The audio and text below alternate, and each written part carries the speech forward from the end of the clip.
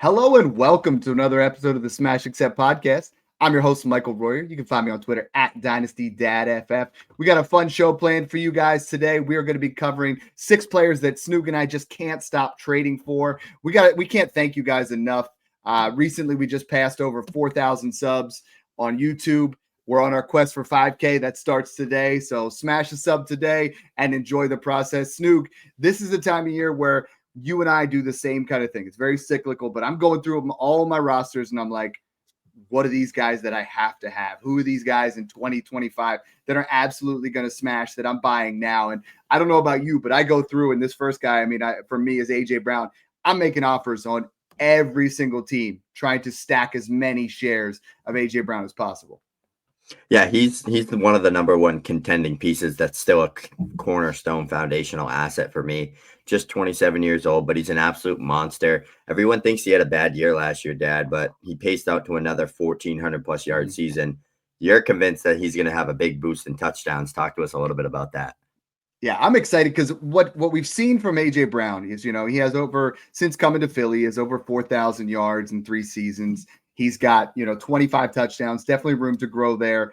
But what really sticks out right off the bat is his yards per game. He finished 5th last year. A lot of people thought AJ Brown had a down year. He missed a couple of games. And a lot of your casual fans, they'll come out and they'll look at your end of the year stats. What really matters is your fantasy points per game. What matters is your yards per game, all these things. He only trailed Jefferson, Chase, Puka, and Nico. He had 83 yards per game. That's a lock, right? So when you look at him putting up 7 receptions and 83 yards per game, that's 15 fantasy points right off the bat before any touchdowns. Year 1 with the Eagles, it was 11. Year 2, 7. Year 3, 7. Snoog, I think we get back up over 10 plus for a multitude of reasons. 1, Saquon Barkley's touches are through the roof. 2, we started to talk about, tush push is still going to be fine in 2025, but I think a lot of people are pushing towards it being out in 2026. So I think the Eagles start to focus a little bit more on some of those red zone passes. AJ Brown is one of the best in the business when it comes to that. Yards of separation, AJ Brown, top 10 again this year.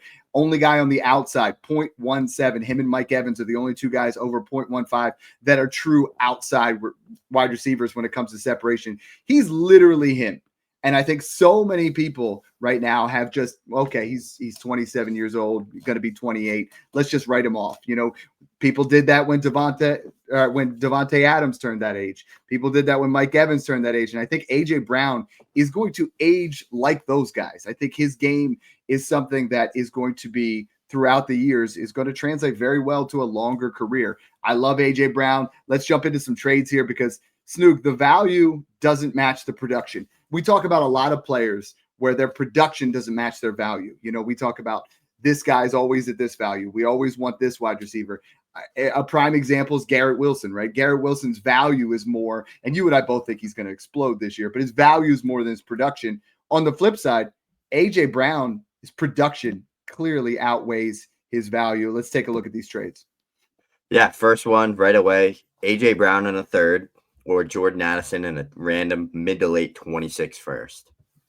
I don't care if it's an early first. If it's not 101, 102, or 103, I'm smashing AJ Brown here. And I think Jordan Addison is a fine player. But again, we talk about it all the time. He is the means to an end. If you could take Jordan Addison, who's going to put up a solid 12 to 14 points per game, and trade that first and get AJ Brown, who's going to give you 18 plus fantasy points per game with some boom weeks where he's going to put up 20 or more, I'm taking AJ Brown all day. Yep. And then another one here, super flex 4-point passing touchdowns, Michael Penix in 2/3 or AJ Brown. The fact that this is in a 4-point passing touchdown, you can see me sitting up in my chair because I'm just getting excited buying AJ Brown this cheap. If it's 6-point, it's still AJ Brown. But in 4-point, Michael Penix Jr. offers little to no rushing upside. In order for this trade to actually sway onto the pendulum of Michael Penix, he'd have to throw 45 touchdowns. It's not going to happen. He'd have to throw 5,000 yards and 40 plus touchdowns. AJ Brown is a beast. Michael Penix Jr. is rising in value. He's someone that, we've talked about on our sophomore shows. We've talked about in the past where the value is very good at cost. But AJ Brown, I would need that to be at least a pair of seconds in my estimation, or at least an early second. Here's another super flex 6-point passing touchdown with another quarterback involved. You turning Bryce Young and Isaiah Pacheco into AJ Brown. Oh gosh, yeah. All What day what are long. people doing here? I mean, AJ Brown at cost right now is someone that I would want him to be my wide receiver too, but I'm picking him up everywhere, Snoog, with these type of Jordan Addison type trades and these moves where I'm taking Bryce Young, who's my QB4, and Michael Penix, who's my QB4, and you're using it to Exactly. tier up to an elite level asset where AJ Brown is going to win you championships. Those other guys are fine assets to have for value, but AJ Brown wins championships. Bryce Young keeps you afloat, right? And that's the difference. A guy like Addison, a guy like Penix, a guy like Young, I'm fine with them being on my team. But when it comes time to start him, give me AJ Brown. Another guy that I know you've been super high on, I've been high on in the process. I think, in actuality, if I'm contending, I think I would try to get AJ Brown plus for a guy like Marvin Harrison and kind of flip that. But Marvin Harrison Jr. is primed for a breakout, right? We saw him with 885 yards, 8 touchdowns as a rookie. Can Kyler Murray get him to the next level? And I know I put a post out recently, which we're going to do a show on. I have him projected as a top 10 wide receiver for the next several years. By the time the 2028 class rolls around, he's going to still be up there. He's already on that next level. And I think the real question is, can Marvin Harrison Jr. get Kyler to the next level? Because if you look at last season, Marvin Harrison Jr. should have had like 1,400 yards and 10 plus touchdowns. Like there was like 6 plays on his tape of like 40, 50, 60, 70 plus yard touchdowns that Kyler Murray just completely whiffed on. There was like 2 alone in the Rams game. He should have had like 4 or 5 touchdowns in that Rams game. And it was just Kyler missed them, like that simple. And that's, it's luck that happens. Like obviously if a quarterback sees that quick, boom, 70-yard play for a touchdown, that's a huge, 14, 15-point play. So there is a lot of those on Marv's tape, which gives me confidence and promise in what the type of player he was coming out of Ohio State. 4th overall pick. The NFL viewed him like a generational talent.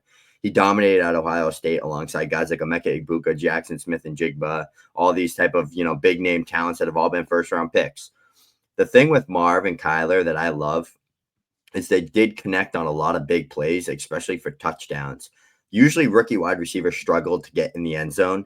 Marv had 8 touchdowns. Like that is exactly what you want to see. They were able to connect in the red zone. It's the other stuff. It's, the offensive coordinator getting him involved in the slot a little bit more, getting the ball in his hands, getting him involved with the screen game, that type of stuff that he is very much capable of doing. And I think he could be, a Nico Collins and AJ Brown type of player because he's a great athlete. He can win. He's so dominant in one-on-one. Like he's one of those, you throw the ball up and it's like an 80-20 shot. Marv comes down with it. So I do think that this offense is going to be kind of, a lot better than it was last year, going in a year 2 together with Marv and Kyler. The connection's stronger. The defense still is kind of mid, kind of bad. So they're going to have to throw the ball a ton. So I think Marvin Harrison Jr. is going to have a big bounce back. And the reason why I'm trading for him everywhere is because of the age, the pedigree, and the opportunity. If he has 1,200 yards and, 9, 10 touchdowns, he's going to be back in that top 6 dynasty rankings again for everybody because of the pedigree he has.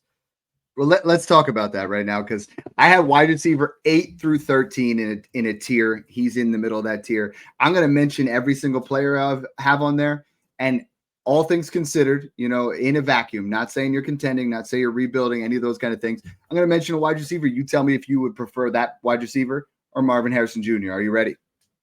Yeah. Garrett Wilson. Marv. Ladd McConkey.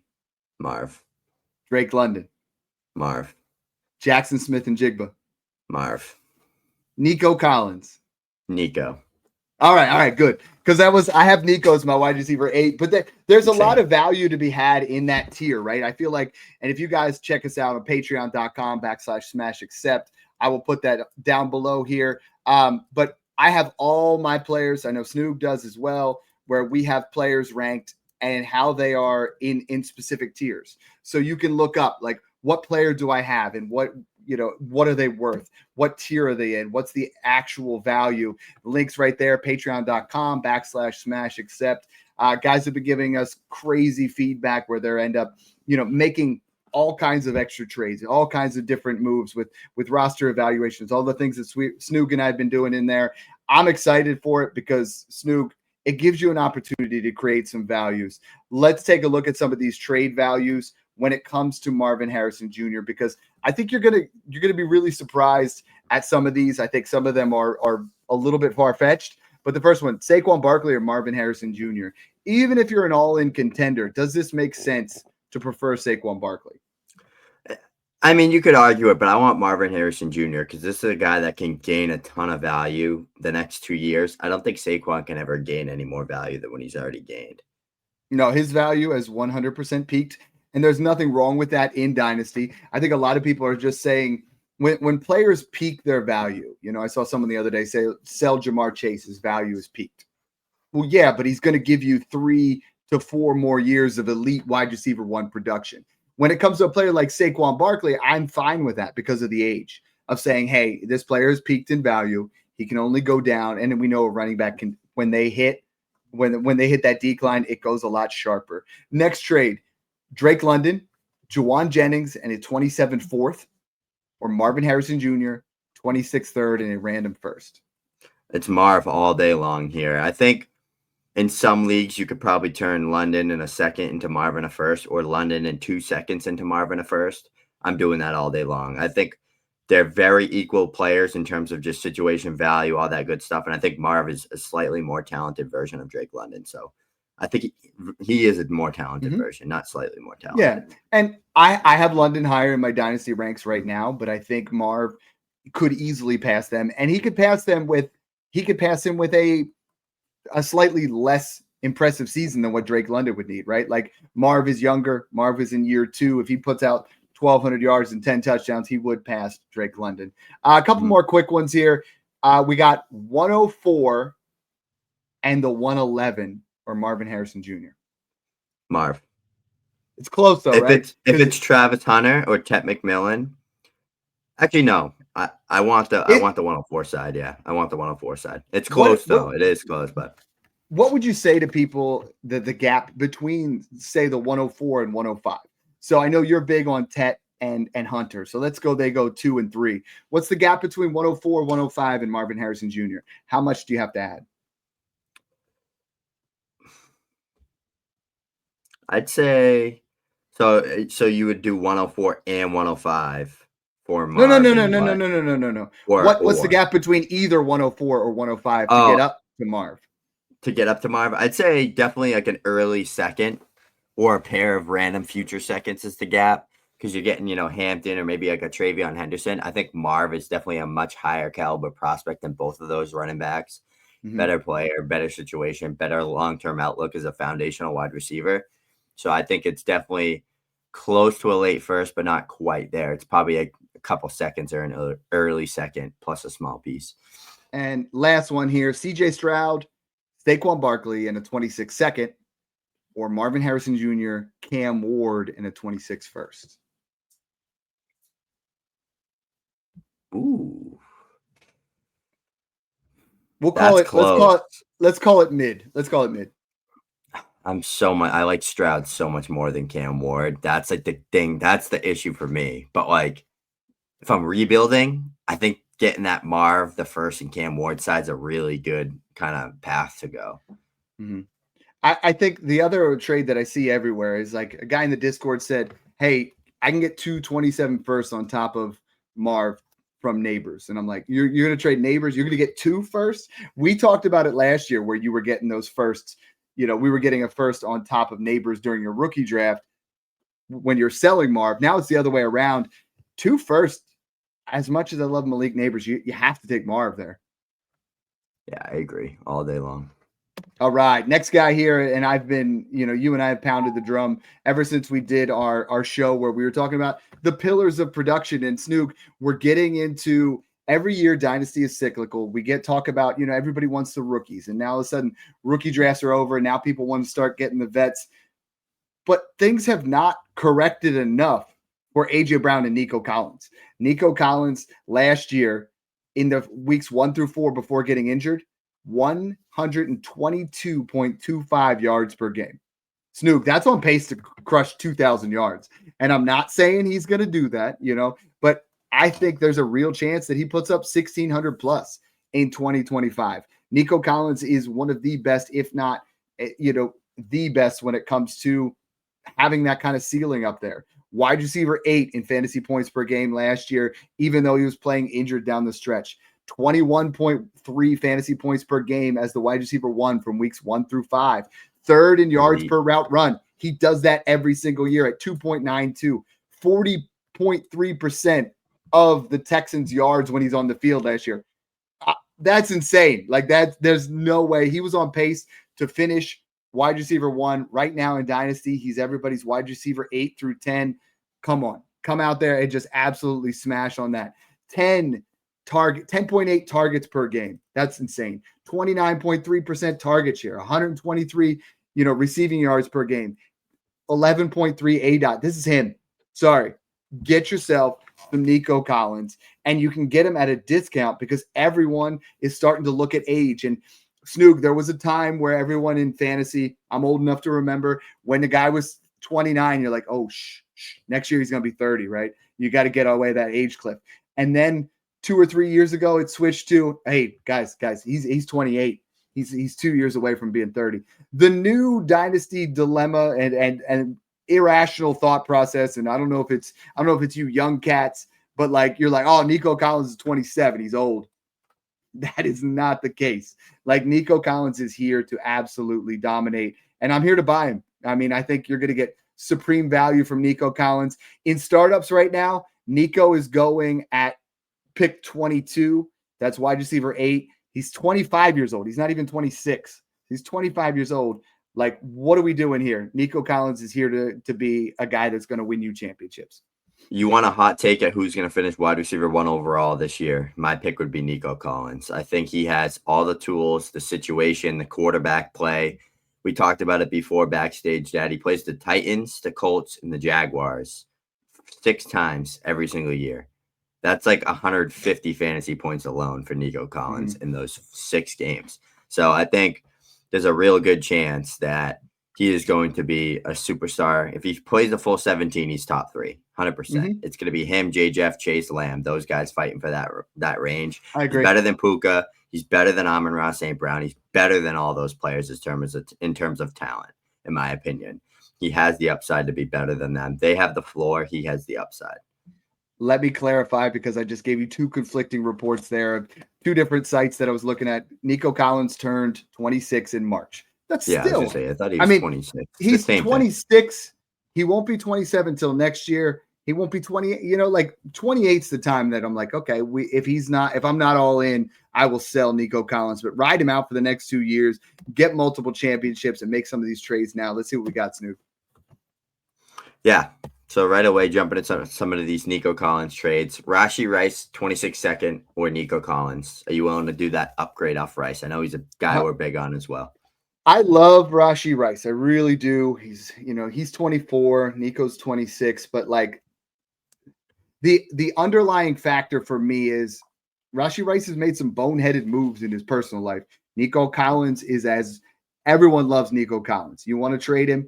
You have that name cachet. Rashee Rice, you still have some people where you're like, they're a little bit worried about what might happen with the suspension. He's had problems in the past for several different incidents. So I'm going to take Nico Collins here pretty comfortably too, even if that would have to be 201 for me to actually even consider. And even then I might still lean Nico. Yeah, I like that. And then here right away, Xavier Worthy in the 108 or Nico Collins. I like Worthy too, same kind of thing, but he's also dealing with some issues off the field, and the target volume is going to be interesting to see, right? Because any game that he had over 80% target share, he finished as a top 24 wide receiver. But Rashee Rice is coming back. All those games were when Rashee Rice was out. So who's the real alpha there? My money's on Rashee Rice. I like that. And then one last one for you. Let's say it's the 2026 102. Let's say it's a 2026 101. You taking Nico Collins or Deebo Samuel in the 2026 101? But Deebo's not really doing too much for me. So is it the 101 or, if it's the 102, I'm taking Nico because I prefer the 102. in 2025 over the 102 in 2026. But I do think Jeremiah Love is going to be an absolute stud. The difference for me, Snoog, is if I'm competing or if I'm fringe competing, it's Nico Collins. I always want the 101. I think the 101 is just such a safe, stable floor, and that on draft day, you're going to get more for it. So if I'm rebuilding, I mean, I'm not trading for a Nico Collins. If I got it in a trade and I need that wide receiver, I'm perfectly fine trading next year's 101. 2027, absolutely not. 2026, I would trade Jeremiah Love for Nico Collins. Yeah, I like that. I agree, because Nico Collins, you're just getting a foundational wide receiver one right away that's going to be top 5, top 3 finisher if he's healthy. So I think that's just the way to go rather than project, but it is close. It can be like the 101's always super valuable in every class. Even 2022 was like Breece Hall and Garrett Wilson. Like those are still guys that were top 3 to 5 to 6 at their position at one point. Let me throw something your way here, because this is something that I always try to do. I always try to think a step ahead, and I know Nico Collins. We just got done saying it, that both of us believe that he will finish at least top 5 in 2025. So if you're trading right now, what's the gap between, say, CeeDee Lamb, Amon-Ra, Puka, and a Nico Collins? What kind of gap? What would you be looking for in an insulated trade? You're moving off CeeDee Lamb to get to Nico. Mid-first, get it done? Absolutely. I would do Late first? Nico. I would do Nico in a first for CD in a second. I'd give that. Yeah, I don't think there's a huge gap between them in terms of skill set and their future for Dynasty. So, see, I love Lamb. I think he gets up there, but Amon-Ra, Puka, BTJ, I think I'd be willing to do it. If you can give me a first on top, I'll take Nico Collins. And that's they're not all day. Nico isn't seen in the same tier right now as Lamb, Amon-Ra, Puka, and BTJ in most Dynasty rankings, mine included. So I'm buying him. He is for me. I think the value is there to get yourself some more return, and I think when you talk about production versus value, Nico Collins is one of my favorite, if not my favorite wide receiver, your favorite tight end, my favorite tight end. When you talk about actual production versus cost, George Kittle has finished with multiple top 5 tight end seasons over the last 5 years. I mean, I without pulling it up, I know he's had tight end 1 season, tight end 2. He's been right there every single year. Why is George Kittle? I personally think he's going to have his best year. I personally think, but a lot of people are starting to get down on George Kittle. Tell me why you're buying and what people are seeing out there, because the fact that he's finished, here it is, since 2018, tight end 3, tight end 2, tight end 3, tight end 4, tight end 2, tight end 6, tight end 1. Why would anybody fade George Kittle right now? Especially with Deebo Samuel gone. He just got a massive contract extension. Same with Brock Purdy. He's Brock Purdy's go-to target. I mean, this guy had 2.43 yards per route run last year. Don't let Brock Bowers and Trey McBride's big young years, because it was so much more impressive because of how young they are and because we want to love that for Dynasty, hide the fact that George Kittle was better than both of them last year. Like, it wasn't even close. He was the clear-cut tight end 1 in terms of points per game, yards per route run, opportunity. He was literally the best tight end in the league last year. And yeah, he's 30, 31 years old. I don't care. He just got a massive contract extension. He looks absolutely phenomenal. There's a little bit of risk with injury, obviously. Like, that's what happens when you get older and when you're dominant like George Kittle. But he's literally new age Gronk. Like, he's a dominant player, and he's in this Kyle Shanahan offense where he's the face of it. So to me, he's my tight end 3, 4 in Dynasty right now. He's actually right behind Bowers, McBride, and Loveland, but he's tight end 4 for me. And I think that there's a real world scenario. He's the tight end 1 overall again in 2025. Now, I have him as my 6 right now, but I do think if you're bullish on, I have been doing a lot of roster reviews, and my main thing that I've been trying to tell people is you want McBride, Bowers, Kittle, Kraft. Those are the guys that I'm really pushing for everybody.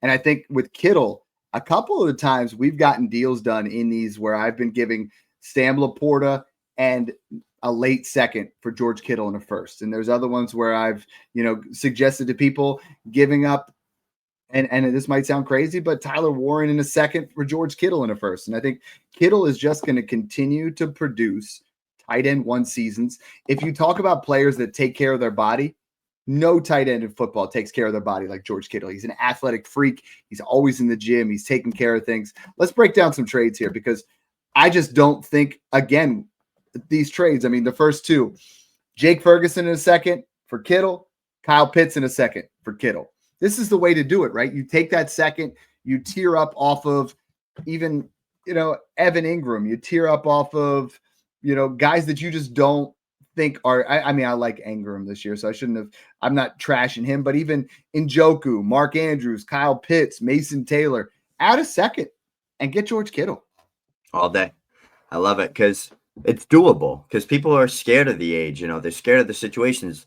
There's a bunch of trades on here that I'm looking at. I'm just giggling to myself, like Ferguson in a second. Like, we'll jump into some of these, but it's like, get them done. Like, go compete. Go get George Kittle because tight end does matter when you have a big gap advantage. And to me, I think for this year, it's going to be Bowers, McBride, and Kittle, and then a huge gap from the rest of them. And it's going to be like that probably the year after too. So I have George Kittle in our Patreon rankings as the super flex equivalent of the 110. Snoog, I see a trade right here at the 111. Warren, Loveland, both gone. Would you take Kittle at the 111? I would. Or would you rather have? So I mean, you're saying basically Caleb Johnson, Ibuka, Kittle. All right, Ibuka, I'm taking him. I'm taking Ibuka over Kittle. At the 11, you never know who's going to be there. It's a very fluid process. That's about what he's worth. I would like to pay a couple seconds and like not have to give up first if I don't have to. But if I absolutely have to, like a late 26-1, if that's the final, piece to the puzzle, or like some of these other trades, like a tight end tier up with seconds, but he's about in that range. I have him over Warren in Dynasty by one spot. I do think there's a chance Warren passes him, obviously, especially after next year. But for this year, I think the production's going to be ridiculous for Kittle. Two more quick trades here. Let's go with Ladd McConkey and David Njoku, or Devon Achane and George Kittle. I want Achane and Kittle. I think you have such a higher ceiling point there on that side. Well, and I think what you look at there is this is how you make a trade, right? It's like if you needed a running back and you have McConkey and Njoku, then you make that flip. You get the ceiling of Devon Achane, who's 0.94 fantasy points per touch, is number one in the NFL.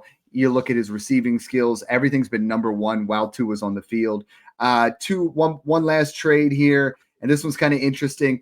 Let's say you don't need a quarterback. Let's say you have four quarterbacks. And you go to this Kyler Murray or Kittle and Rashee Rice. Kittle and Rashee Rice all day, especially if I have a bunch of quarterbacks. Like if I have Josh Allen, Jordan Love, Matt Stafford, or Justin Fields and Kyler Murray, and I can afford getting rid of that QB3, in that case, Kyler, I would do it all day. I like that. And I think he's someone that I'm getting him wherever I can. I think Kittle is the guy that I have suggested the most when it comes to roster reviews. I'm going out there and I'm buying him. On the contending teams, I've been really pushing for people to buy A.J. Brown, Nico Collins, and at cost, my favorite running back at cost right now is Chase Brown. You look at Chase Brown last year, I put this out there a little bit ago. There was only 7 running backs that averaged 3.3 receptions per game last year, Snoog. It's Kamara, it's Achane. They're 1 and 2. Kenneth Walker, which is a surprise. Christian McCaffrey, Bijan Robinson, Breece Hall, and Chase Brown. Chase Brown finished 6 of his last 7 games, finished as a top 12 running back. Someone that, putting up crazy numbers over that final stretch where he was winning you leagues. And Snoog, what did they do for competition? I mean, he averaged 23.5 touches and 20.9 fantasy points per game without Zach Moss on the field. Zach Moss is potentially going to be missing more time, but 229 carries, 990 yards. He'll break 1,000 this year. 4 touchdowns, 54 receptions, another 4 touchdowns. Snoog, I think he's over 1,000 rushing, over 500 receiving, and I think that touchdown total goes from 8 to somewhere more like 12, and we could see him being a dark horse top 5 running back not prospect, but potentially a guy that's going to score. And you and I had him as a sell, right? He's like the Rome Odunze of wide receivers. He was a sell. He was a buy. He was a sell. And now we're done. And they didn't draft anybody except Taj Brooks, who you and I like. But let's be honest, Taj Brooks is not more talented than Chase Brown. He's not going to eat into his role significantly. So I'm buying Chase Brown right now. Yeah, Chase Brown's fun because he's electric. He's a good receiver. He's on a great offense. Literally what you're looking for running backs to do good in fantasy football, even if they're not that talented. Opportunity. So if they're getting a workload, they're getting opportunity, receiving upside in a great offense. That's all that matters. Like a high-scoring offense, can they catch the ball? Are they going to get workload? He's going to get all three. Like it's that easy with him. He's also a great athlete. He's explosive. So I really think, I know I got 2 shares of him right before the draft, which I wasn't confident in doing because they were meeting with a ton of like Judkins, Henderson, all those big times. But they, I love Taj Brooks. I think he's going to be a great insurance policy. I do think he's going to work himself into, early downs a little bit just to kind of give Chase Brown a break. But the job is going to be Chase Brown's especially for this year. And I've been trying to look at trades where I can take Saquon Barkley, Jonathan Taylor, and get Chase Brown and, add a little bit to those guys and get Chase Brown in a first. At the running back position, outside of Gibbs, Bijan, Genty, I'm really trying to do that with everybody as I'm trying to get that insulation, get a first, get myself into a position to smash more trades and have some insulation. Put yourself there where when the running back goes down, it's the most volatile position. When they go down, you make a trade, you get another guy. So let's take a look at some Chase Brown trades. Yeah, right away. I love this one. I don't know if you're gonna, but I think you will. Jamar Chase in a 27 second for Garrett Wilson, T. Higgins, and Chase Brown. Oh gosh, that's an instant roster overhaul. I like that. I mean, I think you get 2 wide receivers who I think finish top 12, top 15 lock, and then you get as much. Chase Brown's just an absolute stud. All right, I mean Jamar Chase is, but then you get Chase Brown in there. I'll do it. What about Chase Brown in the 107 or the 102? So Chase Brown and Quinshaw Judkins, Cam Ward, or Travion Henderson, or the 102. Yeah, I'm actually going to do it. I wouldn't have done that. I wouldn't have done that. I wouldn't have done this 3 months ago, but I think I'm going to do that because I think as much as I love Hampton or Ted, what we talked about. Remember, you getting Judkins and Henderson or Chase and Chase Brown, which is I mean, those guys could easily be better than the guys above them. So no, I like great that one too. What about? Oh, go ahead. No, the last guy I was ready to move on to the next one because I know he's someone that you're really excited about. But go ahead, hit me with one more. I was just gonna say Chase Brown or the 106 straight up. The 106. Okay, I think that's see your line there. Yeah, I think that's the line. There's a line in the sand, right? I have he's the equivalent of the 107, and a lot of people talk to me like, Dad, does that mean you trade the 107 for you? No, that just means on my Patreon rankings, I have every player worth a specific value. So you can go ahead and try to make what that is. Would I trade him straight up? Would I trade the 107 straight up for him? Probably not, because I think Judkins is going to be a good a good running back. I think Ward falls there sometimes, but I do think Chase Brown outscores Judkins or Henderson clearly in this season. I would much rather go from 109 and move up. You guys know I love RJ Harvey. I would much rather have Chase Brown. It's just a safer situation. It's and they're the same age, crazy enough. Last one here. And again, there's the link down below, patreon.com/smashaccept. For $5 a month, you get both of our content and access to us. For $10 a month, you get both of all those things that we talked about. And then you get one-on-one tailored advice. We're going to try to help you out. For $20 a month, we literally make it our own fantasy team. We are here to give you every single option we can, help you. We've given out our cell phone numbers. We've helped with roster reviews. We've turned around franchises. So people are going to do what Snoog and I do, and that's 4 and 5x our money every single year. A quarterback that might do that, if you can make off the right insulated trade, Snoog, it's Caleb Williams. Yeah, we're super excited for him, both of us. I mean, we talk about it a lot on the show. What creates a good quarterback? 1, you got to have the talent. 2, you got to have the offensive line. 3, you got to have the weapons around you. And 4, you have to have the head coach, like the offensive-minded scheme, the coach that works for your offense and your quarterback needs. He has all 4. Usually 3, sometimes 2 gets it done. When you have all 4, you got to be a whole level type of bad to not do good in an offense like this, right? And we know Caleb is not bad. We know he has the talent. He still had a good rookie year last year. I know it wasn't what Bo Nix and what Jaden Daniels did and stuff like that, but he still put up over almost 4,000 passing yards, 400, 500 rushing yards, and he threw like 20 plus passing touchdowns, and he didn't throw a lot of picks.